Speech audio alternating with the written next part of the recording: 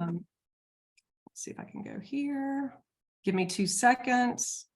Sometimes I'm technologically challenged. Okay. So if you just go to teepasnow.com, you may have to do HTTPS and that kind of thing, but teepasnow.com has just a wealth of information. And Sean, again, we'll make sure you can get that and send it out to everybody. But it has just a wealth of information that you can use in your daily practice, but also use with your staff or family members or anybody that you're working with. What I love is you can get these different cards, okay? Now, you don't have to purchase the cards. You can actually download them directly for free. It may have like a watermark stamp, but you can get a pack of cards for like $25, you know, like a group of them. And it's great because it has just little pocket information that you can share with folks. So, you know, for instance, everybody knows the umbrella of dementia, right? So, and underneath it, as we know, the number of actual dementia diagnoses keep growing. I think we're up to like 90 to 100 different types of diagnosis that will have a form of dementia associated with it. You know, and then it goes on with like the main, you know, the 4 primary diagnoses that we see: Alzheimer's, Lewy body, vascular, and frontotemporal, and kind of goes over with just very direct, not too clinical terminology that all of us can use. You know, for instance, Alzheimer's, new details are lost first, recent memory worse, you know, some language problems, misspeak. So it's just real basic that anybody can share and use to educate with their staff, families, whomever. The other thing that I think is such a gift for all of us in the geriatric world is she came up with the jewel model, or the gems state model. They're called jewels, but it's the gem state model. So when I say gems, I mean like diamonds, sapphires, rubies, pearls, those kinds of things. Where in the past, you know, you'll hear there are 7 levels of progression in Alzheimer's, or there's 3 levels or stages, or there's 5 stages. I mean, they can kind of come up with any different thing. But what I love about what she uses, and I do recommend everybody go to her website and get this. And she also has it on an app. And so I'll show you that too. But the gem state model is really awesome because it goes through like a sapphire, which is like your highest functioning. And actually, you know, we hope to be sapphires right now. From diamond to emerald, amber, ruby, and pearl. Pearl being very end stage, you know, just to kind of give you an example of a pearl, they're hidden in a shell, kind of like, where does a pearl come from? The pearl comes from an oyster shell. So they're hidden in a shell. You know, they're ruled by reflexes, short moments of connection. So it's, you know, that person may not be as nonverbal now. And so now you're having to react and treat them based on, you know, facial expressions and just body language that they're giving you and so forth. But what's really cool, and this is great for caregivers or care partners, is at different times, you may have somebody that generally could fall in one of these gems. But when they receive the right type of care from the right care partner, they could even move up a gem. That some of the things that are still there could be promoted and be reflective with the right care partner and the right approach. And so again, that's another key thing that Teepa teaches, which is positive personal approach. But then at the same time, you could have somebody that generally is an emerald and moves down a gem because maybe the way they were reacted Oh, please. Oh, thanks, Sean. I just saw that pop up. So they can move down depending on if we're reacting differently to them, right?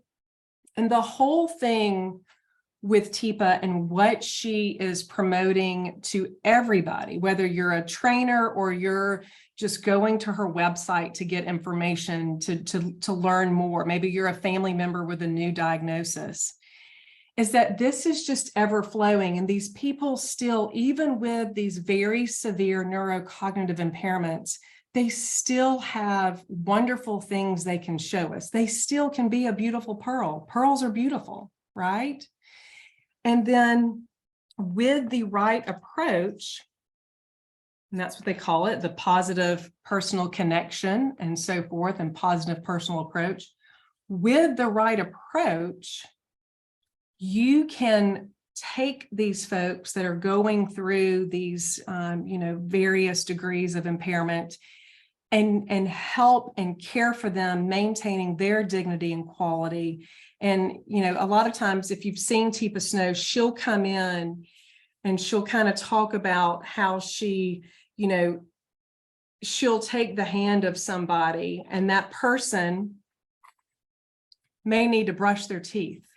But if you come in to brush their teeth and you're like this, I don't want anybody to brush their teeth in my mouth, come at me with something. But with the right approach, by having this hand under hand, you could actually help somebody brush their teeth and they think that they're doing it with the way that you have your hand connected with them. And again, that is a whole nother training. But all of this to say, if you don't already use Teepa Snow's information, I encourage everybody, before you finish today, go to her website. She's on YouTube. There's great YouTube videos for training. There is an app. So just to give you this information, on any smartphone, if you go to, let's see, let me look it up so y'all can have this.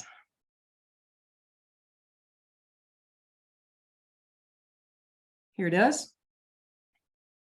So if you go to your smartphone and you look up dementia stages ability model, it's actually under Teepa Snow's gems. I'm going to write this in the chat.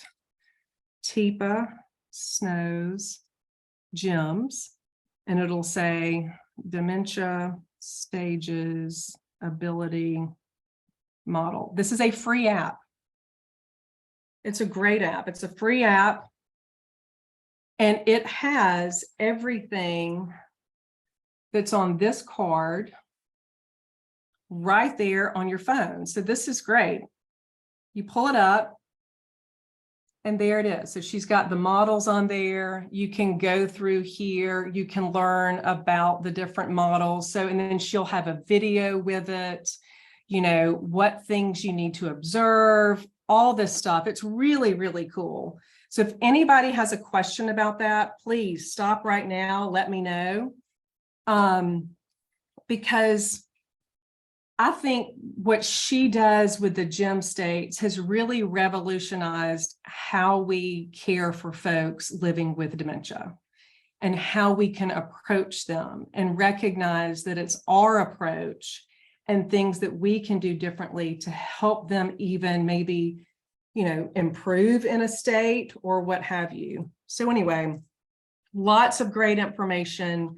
Again, all this stuff you can download for free on Teepa's website. You can go to the app, get the gem states on the app, or if you want actual copies and you don't want the watermark on it, you can buy, the cards as well. But any of this can be downloaded for free.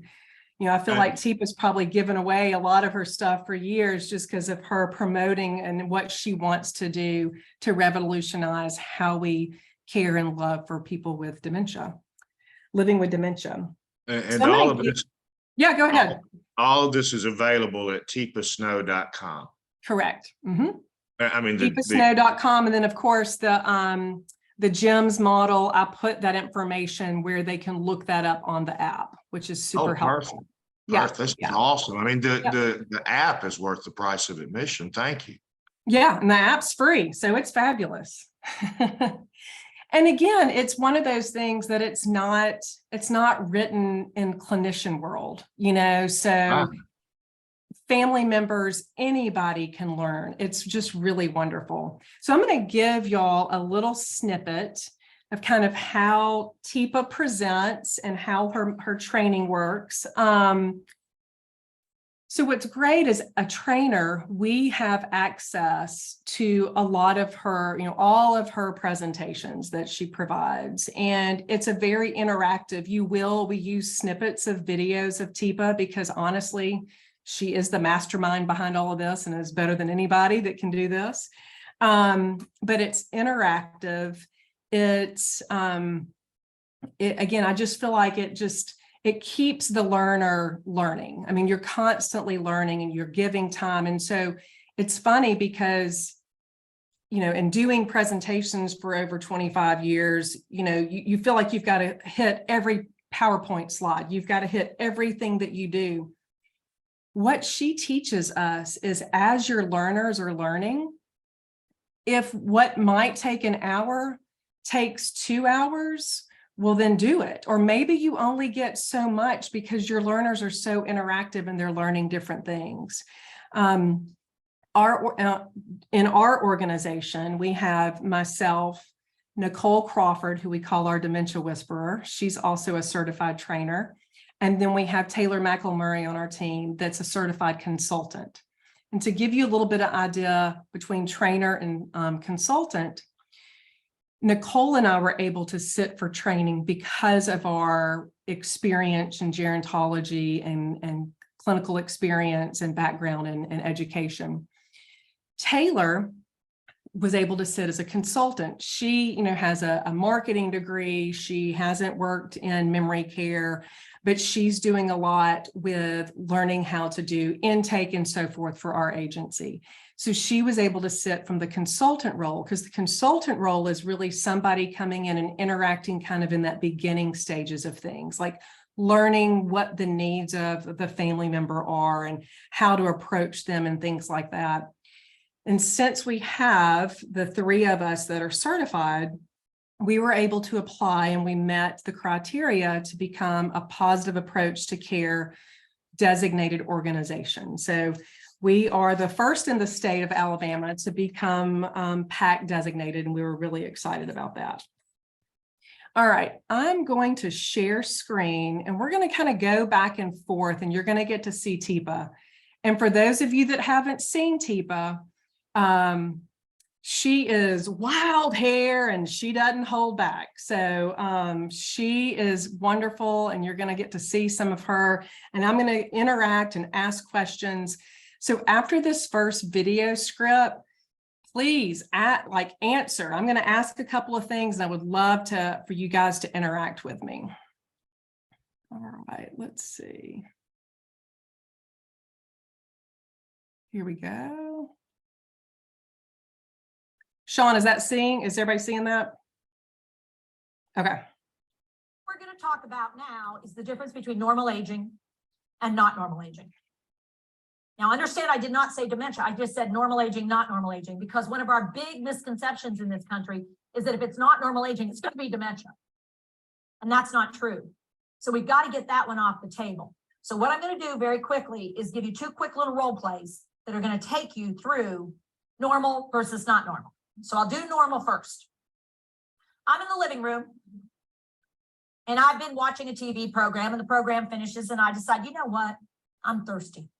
I think I'm going to go make a pot of coffee. And I head toward the kitchen to make coffee. But before I get all the way in the kitchen, the telephone rings. And so I answer the telephone.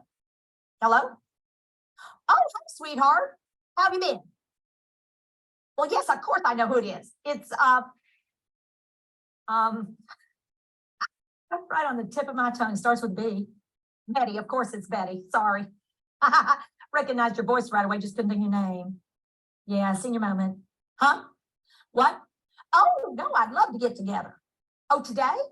Okay, what, at 2 this afternoon? All right. Oh, at the mall. Okay, well, which end? Macy's. Oh, that's where J.C. Penney's was, right? They moved out and then I know what you're talking about. Absolutely. The menswear, is that the same? Yep. I know where to be. 2 o'clock, I'll be there. Wait right inside the door. I'll be waiting right inside that door. It's supposed to be a little chilly this afternoon. Yeah. Huh? What? Oh, they opened a new chocolate store. Oh, well, you know me. You know what I'm gonna get. I'll get caramels. I always get caramels. You're gonna get I know you like the white flaky stuff in the chocolate. Yes, coconut, of course. That's you. Huh? Oh, no, I'll be happy to call and see if Margaret wants to come. That'd be great. Yeah. Oh, the vacation pictures? Oh, yeah, I'll bring them. Wait till you see yourself in that bathing suit. Oh, I was just kidding. Just teasing you. You know how I am. Such a teaser. She's getting fat. I'm not going to say it, but she sure is getting fat. Okay, huh? What? No, I didn't say anything. I was just talking to myself. Writing a note. All right, sweetheart. Well, I'll see you then. Love you. Okay. Bye-bye.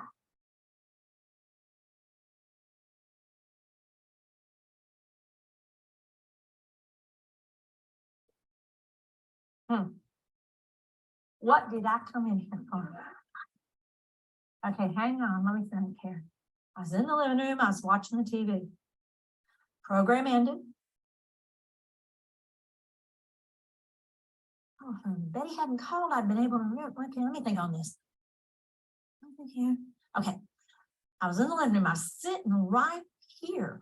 Okay, and the program ended, and I thought, okay. Coffee. Why could I not think of that? Lord knows I'm losing it. Now, all of you've gone dead silent because all of your brains are going, oh shit, I have this. Every single one of your brains is going, oh my God. And your brain is going, that's not the best. That can't be the best. I don't think that's the best. That's just normal. I think that's normal. Your brain is talking to itself. One side is going, I think you've done better. She didn't say that was dementia. I think she said that was just not normal. I think it was okay. That happens every single time. The room gets dead silent because if you just think old people are worried about this crap, no, we're all concerned. Because you're going, I think I've done that. I did that just yesterday. What you've totally forgot, because in that moment your brain was going, because I said that was normal. I was going to do normal first. So here's what I think I better do. Do this. Roll your shoulders. I think we better do it one more time. You need to let it go. Breathe out all the way because you guys were going. And by the end, your brain's going.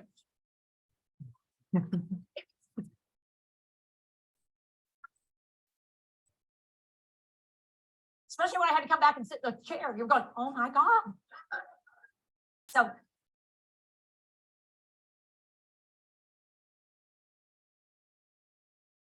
Okay.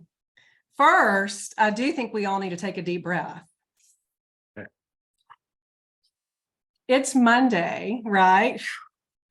And this morning I had a meeting with our team, our 2 folks on our team. And one lady is she does all our assessments. She's a nurse practitioner. And she's sitting there talking to us about a former client. And she's like, oh my gosh, wait, what was her name? I think it starts with and I'm like, okay, wait, hold on a second. I think the name starts like this. And then finally, between the 2 of us, we came together with the name. And it's so bad because we're like, why is this happening? You know? So, all right. Has the situation like Teepa just presented ever happened to any of you? That was just me. Thank you, Sonia. I love people that are being honest and true. Yes, absolutely. Keep it coming. Okay, so now that we're using the chat, tell me how you feel when that happens. What are some good words that make you, when that's going on, what comes? Embarrassed? Yes, Christine, embarrassed, frustrated. Yeah, overstimulated like an idiot.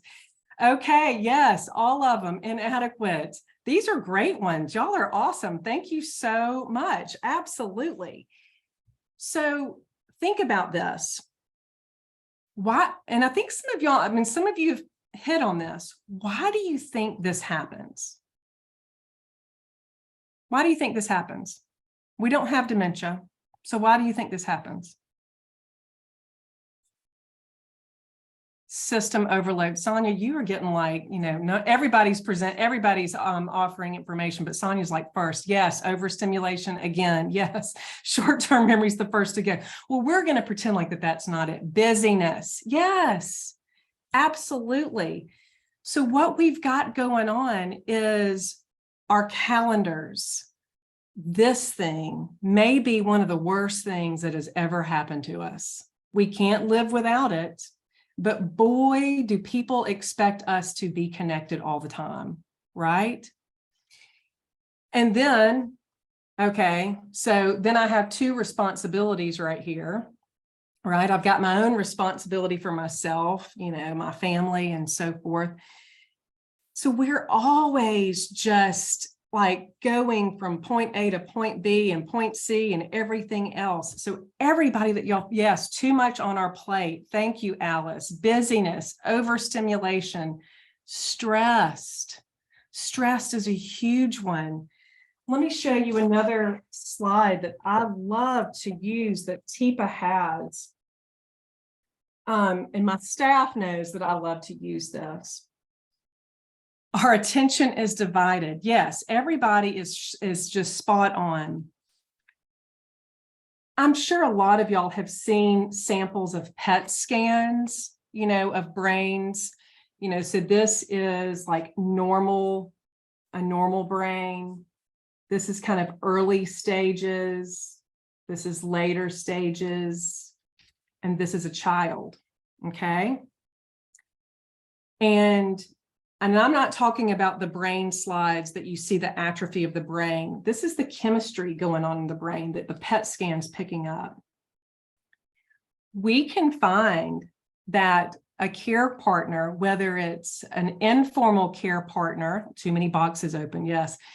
We can find that it could be the informal care partner like a family member, or it could be us, social workers, nurses, assisted living administrators, all of us that are caring for someone that is under, our umbrella that we're helping. And when we get too stressed out, our attention is divided, too many boxes are open, brain overload, we can actually start to look, our brains can mirror what an early stage person with dementia looks like. Isn't that interesting? So one thing that we do when we are working with a husband, secondary trauma, that's a great one, Priscilla. Y'all are picking up on a lot of great ones. One thing that when we are meeting with a husband and our spouses, there'll be a spouse that has dementia and there'll be the healthy spouse. And we do a SLOMS for both of them. And the reason we do that is because we can even find that the quote unquote healthy spouse can even have, score lower on a SLOMS if they're not able to process and think correctly because they're so stressed out. Okay, they can have hiccups in judgment and executive function because they're so stressed out, because their brain is working here and not here. So when our brain gets anxious or nervous, it releases cortisol, right? It's a stress hormone, the fight, flight, fright, all those things. And this causes us to become even more distressed. Again, we're going back to this. We're here, but we're under stress and we're going to actually function like this. So we can't function like a normal brain when we're under stress. And the situation that Teepa showed us, that was just trying to remember that we were going to get coffee. What if it's a situation like I've had before, where all of a sudden you thought you put something on your calendar, and if it's not on this calendar, I don't do it. And what if you forgot? And then that time rolls around, Sean's shaking his head, and you get the phone call. Hey, Christy, weren't you supposed to be here at 10 a.m.? No, I'm good. I don't have anything till 11:30. Well, I confirmed over email with you. How do you think my brain is operating at that point in time? I mean, I might be, look, I was upside down. My brain may be even over here sometimes in some of those situations. So you can only imagine what our care partners are going through. So let's kind of keep going. And let's watch the next set. Let's watch Teepa kind of going through maybe what is not normal. Here we go. Let me pull it up big and go. Okay, so here we go. Hand up. Human beings have 5 ways to take things from, do this, out there and get them in their brain. 5 ways to take data from the world. So she's going to go through all of our senses right now, okay? The way we all take in data. And this is even people later stages in their disease, right? So the 5 senses, how we're taking in data. And this is what she's going through right now. Found you and put it in here so you can use it. You can process it. You can understand it. You can appreciate it. So the number 1 way, notice how it's separated from all the others. It's special. Do this, be an artist. Visual data. Visual data is the most powerful incoming data. It is what human beings prefer, and it is what they want first in any way of collecting data. They want to see something first. It allows them to see it, and then they can start to think about what they want to do next. But what you see is the most powerful sensory input that you're going to get in your brain. But here's the interesting thing about vision. Show me what you see with. Point to what you see with. Here's what I'm going to tell you. Put your hand back here. This is where you process in your brain what you see. So brain activity in the occipital area, the back of your brain, is where you process visual input. There's a little bit of distance there, isn't there? What connects the input system to the processing system is wiring. And in dementia, all wiring goes on the fritz and then dies. Just so you know. So there's a lot of wiring here, and it's complicated wiring. It's actually fairly complicated because how many eyes do you have? 2. So you've got to take in data from 2 eyes, integrate those 2 pieces of data, process it, and then make sense of it. So all that's happening in the back of your brain. I'll show you in a few minutes. There's a huge amount of your brain devoted to visual processing. It's huge. There's also wiring between what you see and some other parts. Second way that you get data in your brain, take your index finger. Oh, look at how it points to things. What you hear, auditory incoming. Auditory data is the second most important way that human beings get data into their brain.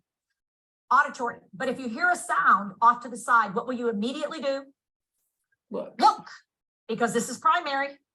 This just alerts you to go look and see what it is you want to see. So when it comes to dementia, visual then auditory. People with dementia pay more attention and are getting more value out of what they see than what they hear. This is secondary, this is primary.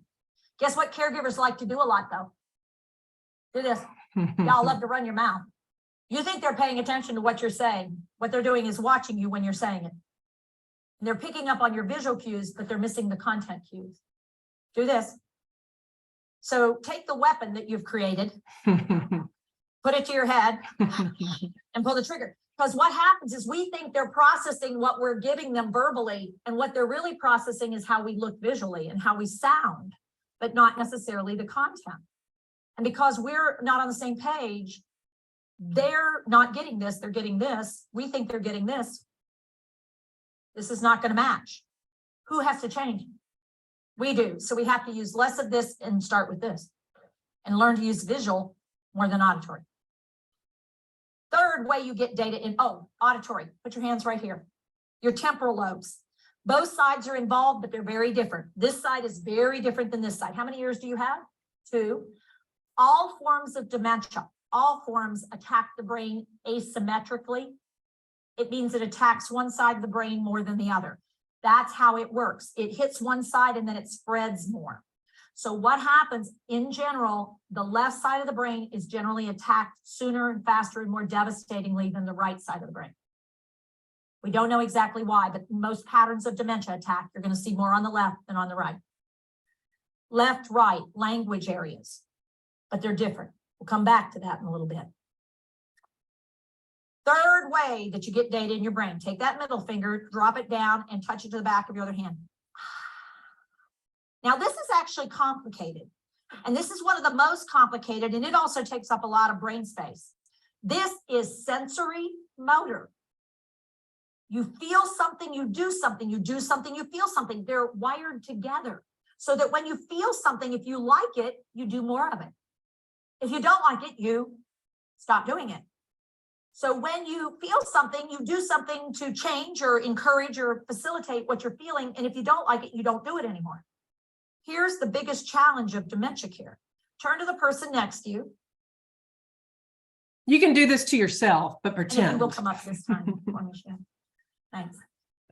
All right, now what we're going to do is eliminate vision and we're not going to talk. Okay, so we're taking away two of the ways that you would normally be able to get data into your brain, and I'm just going to use that third way. Oh. Go ahead and do that so you get the feel of what it feels like when you're doing this.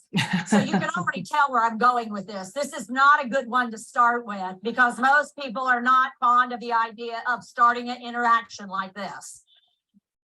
And I do this particularly so you'll start to get the idea, no touching until you've done a visual verbal, and only then are you allowed to do the touch. You got to make sure they come together. So here's what we're going to do. You close your eyes. People with dementia, put your hands behind your back because I want you to feel incredibly vulnerable. That's what this disease does. It robs you of skills, so you suddenly are pretty vulnerable. And you thought you were competent. Okay, so caregivers, here's what you're going to do. You watch me and do to them what I do to my person. Okay, y'all should have your eyes closed. There should be no peeking. Notice how many of you opened them up to see what I was up to. Yeah, they're sneaky like that. Okay, you ready? We're going to use these. Okay, you ready?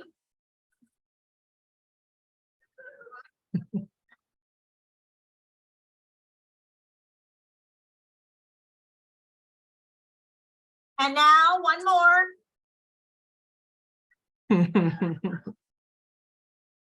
Now, I'm going to pause you. Okay, we didn't get to, I mean, when you're touching yourself, you're going to know that it's coming. But when you're with somebody else and maybe you get touched from behind or you get, or just in that space, when y'all were watching this, if y'all had been the participant on the stage with Teepa, how would that have made you feel? Y'all can throw in chat. You can even unmute. Violated. Yes. Yes, absolutely. Violated, invaded, uncomfortable, all, yes, confused. Absolutely. Absolutely. All right. Think about this. Like she said, yes, absolutely. So she talked about, vision really is your key one. Now we're, if somebody's blind or vision impaired, that's another conversation, but let's thinking that the folks we're all caring for, have their vision capability. No one wants to be touched without being told. Love this. That's right. Hypervigilant, everybody. Yes. Okay. So if vision is first and auditory is second, and then third is touch, right? Okay, so, but if vision is first, auditory second, what do we do? If y'all have been in a care community, a hospital, an assisted living, a daycare, whatever, how do we typically approach our care recipients, the person that lives with dementia? What's something that we typically hear? Or typically experience, let me re-say that, typically experience.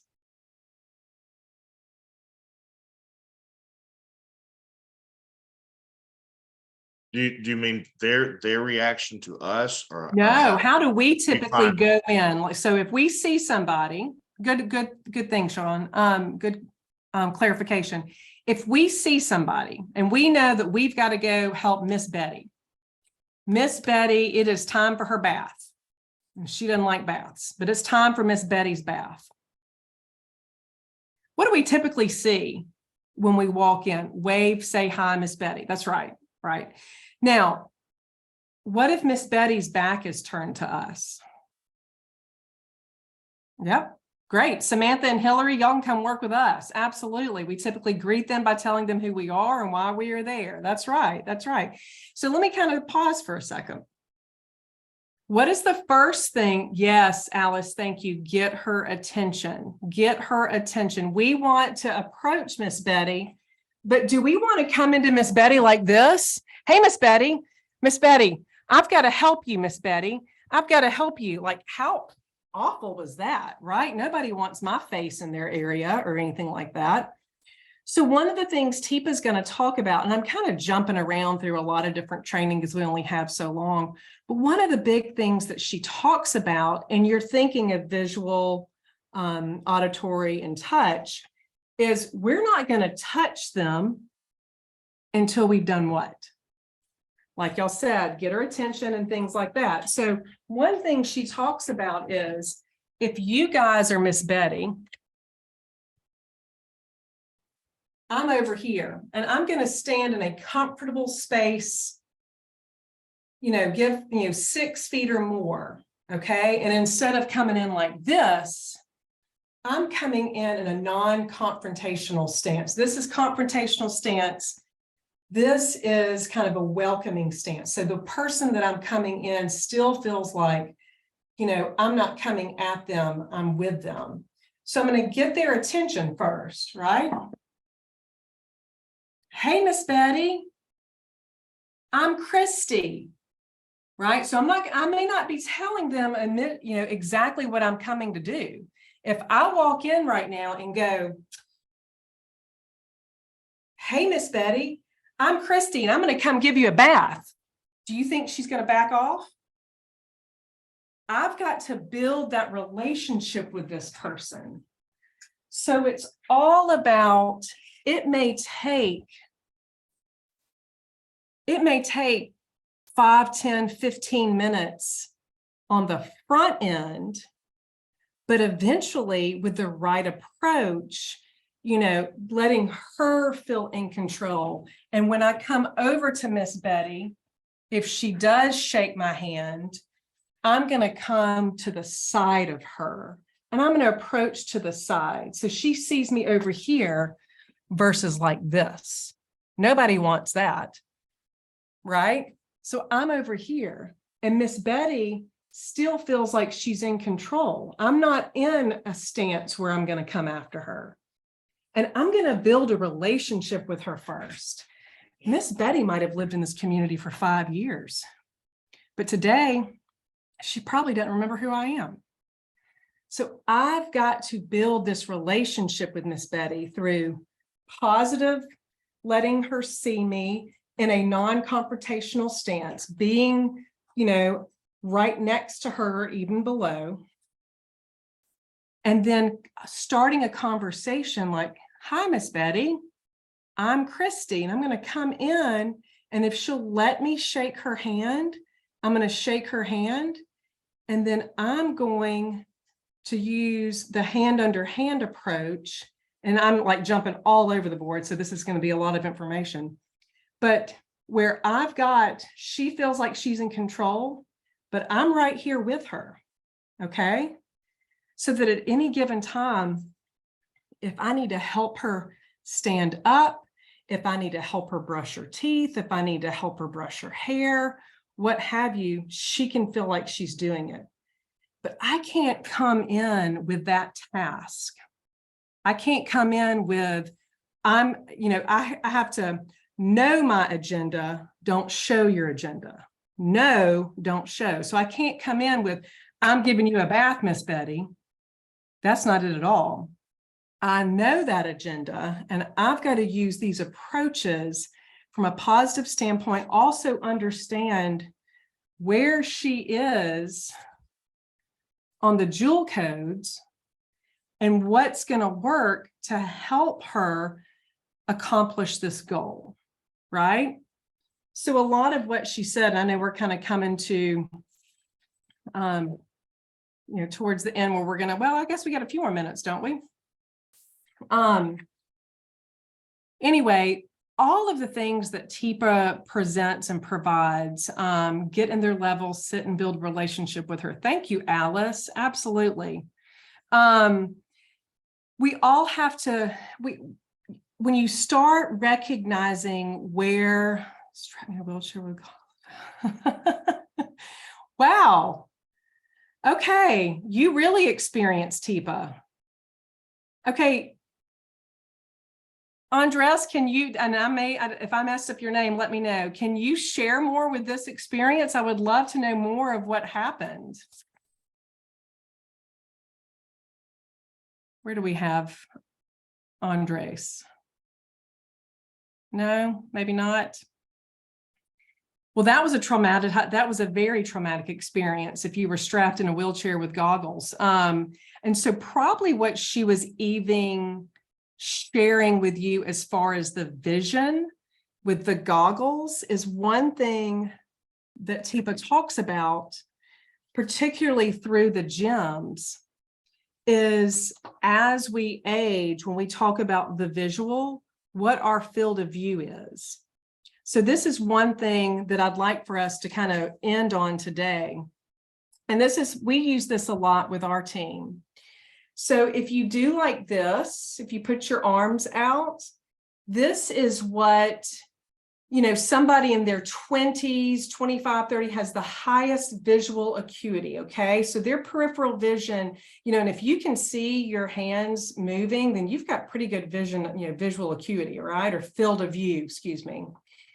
As we age, when we are like 75, our field of view is this, right? Then as we get older, our field of view might be right here. As we're going through the gem states, a sapphire might be more like goggles. So do this. If you go and you put your goggles up, how much can you see? Or it's actually like a scuba mask. Do a scuba mask. So a scuba mask, you still have to kind of look around to be able to see. As they progress, yeah, Sean's going all in on it. Thank you, Amanda. Amanda is too. So then as your dementia is progressing, you do become goggles, and goggles are going to be more like emerald, amber, those kinds of things. And then as we progress to ruby and pearl, we become monocular. Okay. So imagine if we're needing to get their attention with visual, and we know somebody's usually in a ruby state and they're sitting like this. If I come in the room and I'm over here, is that the right place to approach? Okay. Now, do I want to be right here? No, don't want to be that either, right? But what we want to do is come in those, that's 6 feet or more so that they can see me. And make sure you pause to let them kind of look up at you before you reach out a hand and shake their hand and then kind of move through the process. But at any given time, if they give you like the Heisman Trophy pitch, the Heisman Trophy pose, we have to stop, right?